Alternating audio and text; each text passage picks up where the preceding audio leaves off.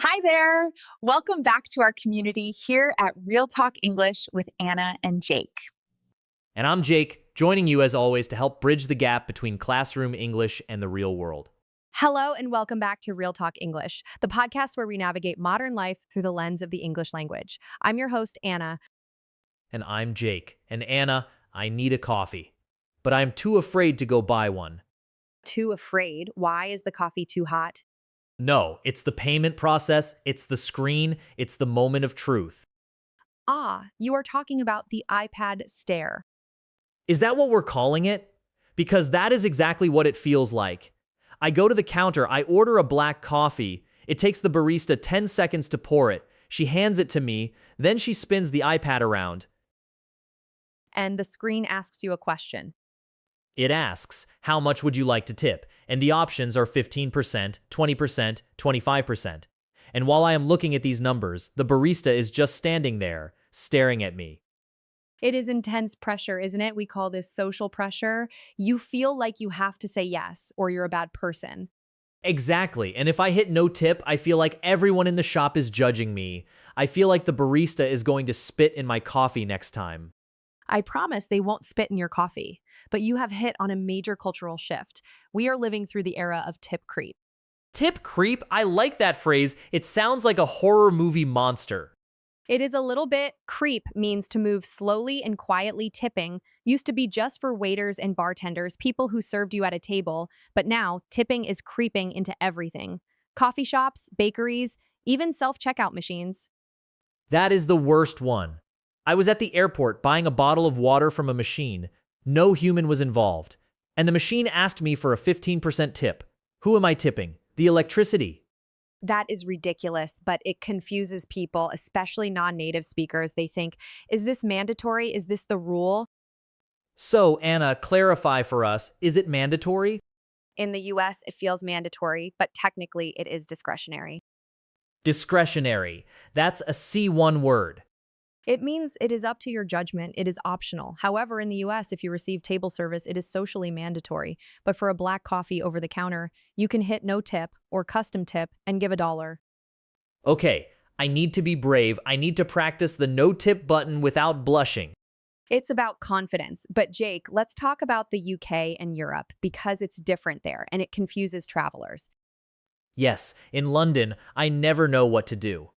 In the UK, you have to play detective. You have to look at the bill or the check very carefully. You're looking for a line that says service charge. Usually, it's 12.5%, right? Yes. And here's the secret. If you see service charge on the bill, you do not need to leave extra money. Wait, really? I always add extra cash because I'm nervous. Then you're double tipping. You are paying for service twice. The 12.5% is the tip. I have wasted so much money. A lot of people do.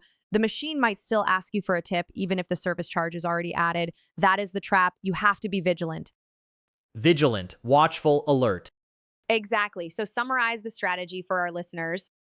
Okay, beware of tip creep, tipping where it doesn't belong.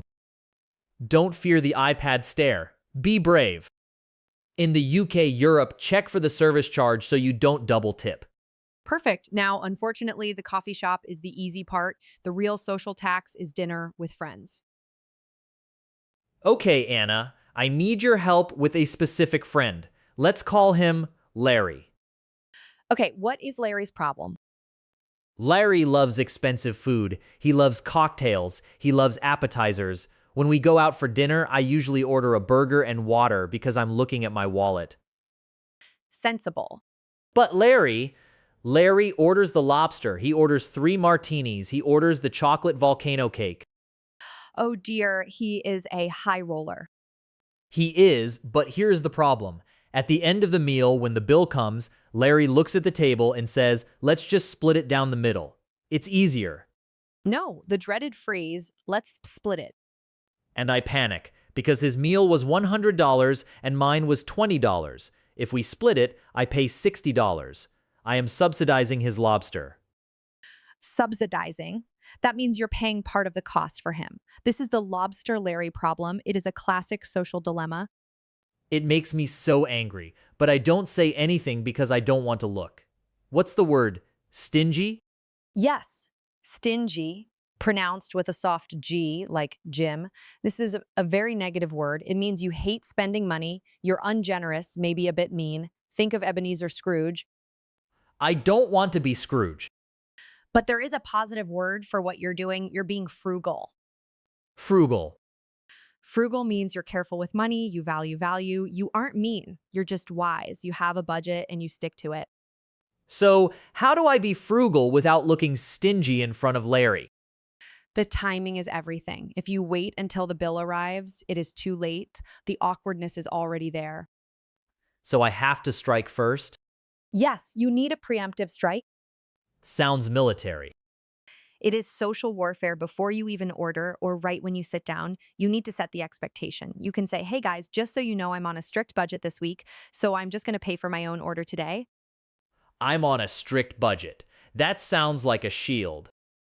It is a magic shield. Nobody can argue with your budget if you say, I don't want to pay for your lobster. That sounds personal. It sounds like an attack. But if you say my budget is tight, it is about you and your life. It makes it an external problem. The budget won't let me. Exactly. Real friends will respect that. They will say, no worries, Jake. What if I forget to say it at the start? What if the bill is already on the table? Then you have to be quick, grab the bill, and calculate your share immediately. Throw your cash or card down and say, my burger and water came to $25 with tax and tip. Here's my share. That's bold. It's better than paying $60. You can add a little phrase to soften the blow. I'm a bit short on cash this month, so I'll just cover my own. Cover my own. That's a great phrasal verb. It means paying for myself. Yes, another situation is when people say, oh, I'll put it on my card to get the points, and you guys can Venmo me later. Venmo or Revolut, the digital transfer. This is dangerous with Lobster Larry because he might divide the total by two and request $60 from you the next day. And then I have to send the awkward text message, hey Larry, I think you miscalculated. Exactly. Avoid the awkward turtle.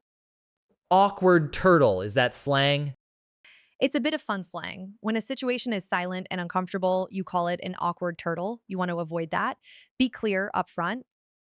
Okay, so the lesson is be honest about your budget. Use the budget shield and don't let Larry eat lobster on your dime. On your dime. That means at your expense. Exactly. So we talked about paying for yourself. There's a specific idiom for this, right? Going Dutch. Yes. Going Dutch or a Dutch treat.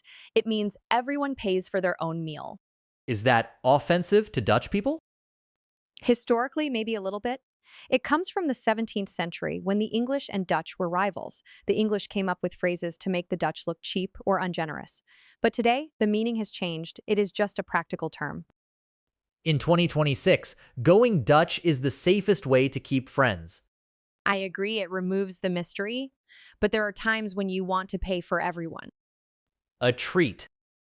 Yes, maybe it's a birthday or a celebration or you just got a promotion. What do you say then? I usually say, it's on me. Perfect, short and clear. Put your wallet away, it's on me. Or, I've got this. I've got this, very confident. But Anna, I have a confession sometimes. I offer to pay, but I secretly hope the other person stops me. Ah, the fake offer. This is a dangerous game, Jake. I know. I reach for my wallet slowly, hoping they say, no, let's split it. But sometimes they say, oh, thanks, Jake, and then I'm sad. Never make a fake offer. That is the golden rule. Only say it's on me if you're 100% happy to see that money leave your account. It's an ego thing, I think. I want to look successful. But if you are sweating while you hand over the card, you don't look successful. You look stressed. True generosity is happiness. That's deep. True generosity is happiness. Let's talk about dates. The first date question. Who pays? Oh, this is the ultimate minefield. In the old days, the man always paid. And now? Now, I don't know. I usually reach for the check. If she offers to split, I say, are you sure? If she says yes, we split. If she says nothing, I pay. That is a very polite dance. I think that works. The phrase my treat is very useful here. I invited you, so it's my treat. That's classy. It implies I asked for your time, so I will pay for the meal. Exactly. But again, if you're going Dutch on a date, tell the waiter beforehand. Separate checks, please. Separate checks. That saves so much time. It does. And it stops the waiter from doing that awkward thing where they put the bill in the middle of the table and nobody knows who should touch it. The standoff. I hate the standoff. There is one more phrase for people who never pay. We talked about stingy, but there is a funny idiom. He has short arms and deep pockets. Short arms and deep pockets. Visualize it. Your pockets are deep, full of money, but your arms are too short to reach down and get it. That is the perfect description of Lobster Larry. Avoid people with short arms and deep pockets. We have covered a lot of awkward situations today. The iPad stare, Lobster Larry, the fake offer, It all comes down to one thing, Jake, communication. and honesty. Money ruins friendships when people aren't honest. If you are resentful because you paid for Larry's drinks, that resentment will grow. It will rot the friendship. It's true. I'd rather have an awkward 10 seconds where I say I'm on a budget than 10 months of being angry at my friend. Exactly. Real friends respect your reality. If Larry judges you for being frugal, Then Larry isn't a good friend. bingo, a good friend will say, hey, let's go somewhere cheaper next time so we can both relax. I need better friends or just cheaper friends. So here's the challenge for our listeners this week. We have a basic challenge and an advanced challenge. The basic challenge is for the coffee shop. Next time you see the iPad screen and you didn't get table service, I want you to look the barista in the eye, smile, and hit no tip or custom tip $90. Don't look down. Look them in the eye. You have nothing to be ashamed of. It's scary, but you can do it. And the advanced challenge? The advanced challenge is to use the budget shield. Next time you're invited to a dinner that you know will be expensive, say it before you go. I'd love to come, but I'm on a strict budget right now. So I might just grab a starter. Practice saying it in the mirror. It's empowering. Let's recap the star words from today. Tip creep, the expansion of tipping into new places. Discretionary, optional, but check the social rules. Service charge, the tip included in the bill, common in UK, Europe. Subsidize, to pay for part of someone else's cost. Frugal versus stingy, wise versus mean. Going Dutch, splitting the bill evenly or paying for yourself. It's on me, I'm paying for everyone. I feel ready to face the world, or at least ready to face the waiter. That's the spirit. Thanks for joining us on Real Talk English. Don't let the iPad scare you. It's been a pleasure chatting with you, and we'll be right back here next week on Real Talk English. We hope you got some real value out of our conversation today. If you did, hitting the like button is the best way to let us know. Make sure to subscribe to the channel so you don't miss our next episode, and we will see you in the next one.